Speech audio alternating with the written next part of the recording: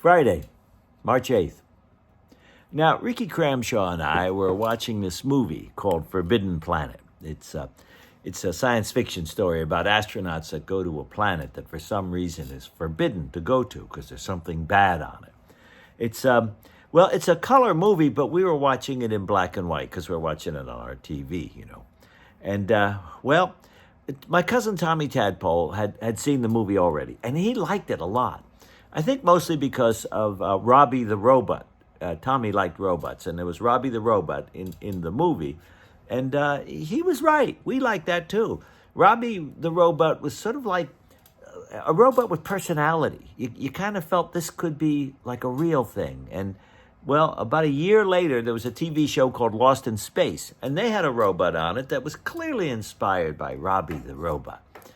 Now, the other thing about the movie, though, was that, the monster was invisible. Couldn't even see a cool-looking monster. It was just like an invisible force.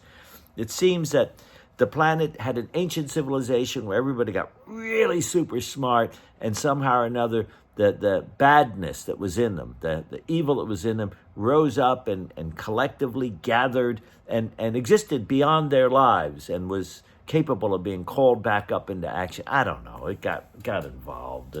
And there's an old scientist that lives on the planet that was immune to the evil, but he also had become part of it, so he had to die with it. And he had a daughter, of course, a beautiful daughter, falls in love with one of the astronauts, and she escapes the planet. I think Robbie escapes the planet, too, and they go off in the flying saucer the astronauts had. We didn't get it. We just didn't get it.